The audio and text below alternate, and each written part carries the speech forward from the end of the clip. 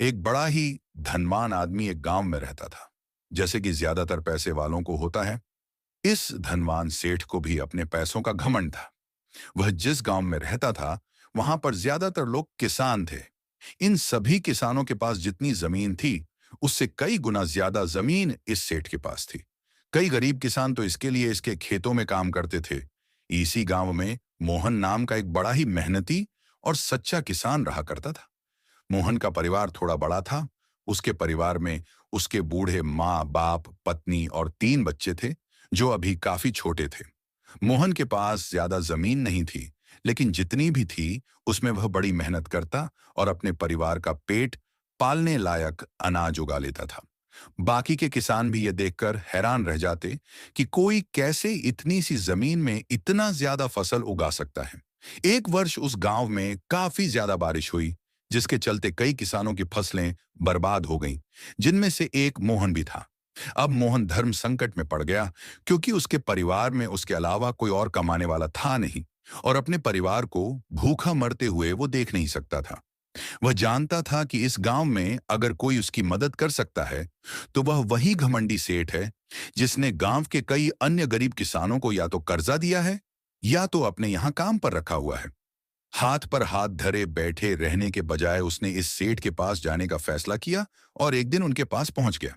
सेठ के पास पहुंचकर मोहन बोला, सेठ जी, आपकी बहुत मेहरबानी होगी अगर आप मुझे थोड़ा सा कर्जा दे दें, जिससे मैं अपने खेतों में फिर से कोई फसल उगा सकूं, या फिर आप मुझे अपने यहां नौकरी दे दें, ताकि मेरे परिवार को 2 वक्त का खाना मिल सके। घमंडी सेठ को उसकी इन बातों से कोई मतलब नहीं था, लेकिन गांव के सारे लोगों की तरह वह भी यह जानता था कि मोहन कितना मेहनती है, और वह जिस भी खेत में काम करेगा, वहां वह 2 गुनी फसल उगा सकता है।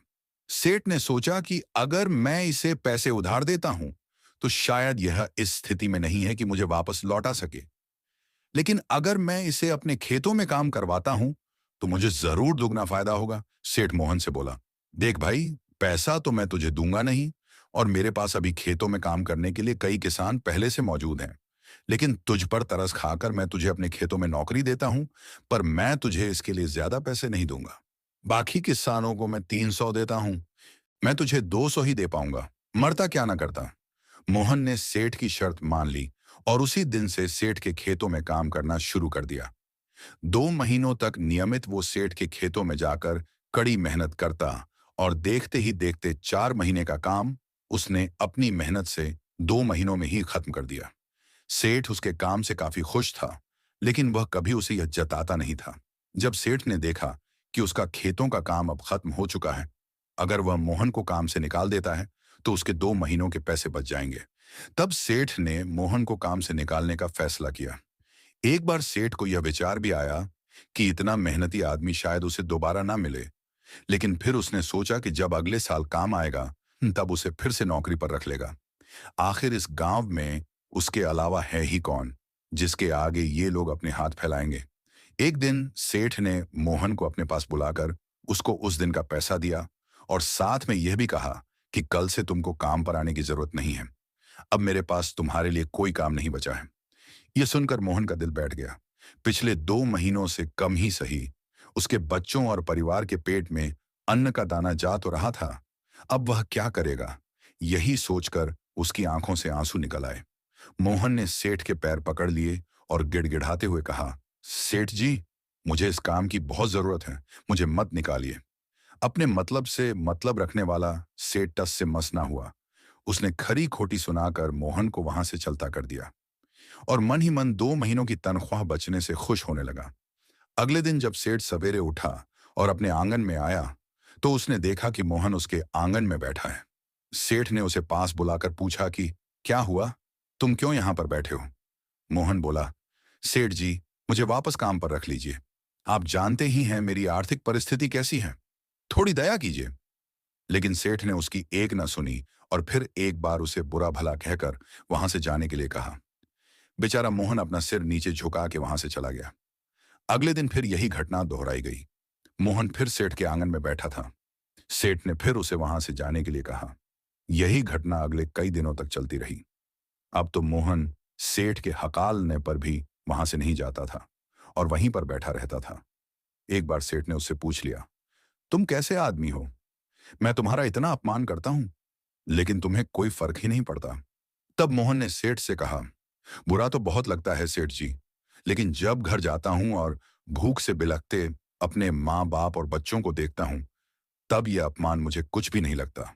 इतना सब कुछ होने के बाद भी सेठ का दिल जैसे पत्थर का बना हुआ था। उसने मोहन को अभी तक काम पर नहीं रखा और ना ही उसका ऐसा करने का कोई इरादा था। एक दिन सेठ ने सोचा कि कुछ दिनों के लिए किसी और गांव चला जाता हूं, ताकि मोहन से पीछा छुड़ा सकूं। अगले दिन मोहन के आने से पहले ही सेठ अपने परिवार को लेकर अपने किसी संबंधी के यहाँ चला गया और वहां पर 10 दिनों तक रहने के बाद फिर अपने गांव, अपने घर वापस लौटा। घर लौटते ही सेठ ने आसपास हर जगह नजर दौड़ाई तो पाया कि वहां पर अब मोहन नहीं था। सेठ ने सोचा, मेरी तरकीब काम कर गई। लगता है मोहन से अब पीछा छूट गया है। हालांकि अब सेठ के द्वार पर मोहन नहीं बैठा था, लेकिन मोहन का विचार अभी भी सेठ के मन में घर कर बैठा था। सेठ सोच रहा था, मोहन इतनी जल्दी हार मानने वाला आदमी तो नहीं दिखता है। उसके साथ क्या हुआ होगा? क्या उसे कहीं कोई और काम मिल गया होगा, या फिर और कुछ? इन विचारों ने सेठ को बेचैन कर दिया और आखिरकार सेठ को मोहन की खबर लेने के लिए गांव में जाना पड़ा। सेठ को मोहन का पता नहीं मालूम था, इसलिए अड़ोस पड़ोस के अन्य किसानों से पूछने पर पता चला कि मोहन घायल हो चुका है और अपने घर पर आराम कर रहा है। सेठ ने जब उसके घायल होने का कारण लोगों से पूछा, तो सेठ को पता चला कि जब सेठ अपना घर छोड़कर किसी और गांव में गया था, तब बंद घर देखकर कुछ चोर उसके यहाँ चोरी करने आए थे, जिनको रोकने की कोशिश करते हुए हाथापाई में मोहन चोटिल हो गया था। यह सब जानने के बाद सेठ का पत्थर का दिल भी अब मोम की तरह पिघल गया। सेठ को अपने के पर पछतावा होने लगा। सेठ ने अपने आप को याद दिलाया कि कैसे उसने एक शरीफ और सच्चे आदमी को ज्यादा काम करवाकर भी उसे पूरा पैसा नहीं दिया और जिसको गले से लगाना चाहिए था, उसे ठोकर मारकर भगाता रहा। सेठ मोहन का घर का पता पूछकर उसके घर पहुंचा तो देखा कि मोहन के घर की हालत बहुत खराब है। उसका परिवार भूख से बेहाल है और वह खुद अपने हाथ पैर पर चोट के साथ एक खाट में पड़ा हुआ है। यह दृश्य देखकर सेठ की आंखों से आंसू बह निकले। सेठ ने मोहन के पास जाकर उससे सच्चे दिल से माफी मांगी, उसको उसकी मेहनत के पैसे दिए, उसका इलाज करवाया और रस उसे हमेशा के लिए अपने यहाँ काम पर रख लिया। दोस्तों, इस खूबसूरत कहानी से हमें कई पाठ सीखने के लिए मिलते हैं। कहानी से सीखने योग्य पाठ। पहला पाठ, अगर भगवान ने हमें दूसरों से बेहतर जिंदगी दी है, तो हमें उसका फायदा नहीं उठाना चाहिए और हो सके तो जरूरतमंदों की जिंदगी में भी सुधार करने की कोशिश करनी चाहिए। दूसरा पाठ, कठिन से कठिन समय में ईमानदारी और सच्चाई का साथ कभी नहीं छोड़ना चाहिए। हाँ, यह मार्ग बड़ा कठिन है, लेकिन इसकी मंजिल तक आदमी जरूर पहुंचता है और उसका फल भी अच्छा ही मिलता है। तीसरा पाठ, जब तक हम अपने बारे में सोचना बंद नहीं करते, तब तक हम दूसरे के बारे में सोच नहीं सकते और उसका दर्द नहीं समझ सकते। किसी ने खूब कहा है, खुद के लिए जिया तो क्या जिया, दूसरों के लिए जीना ही जिंदगी।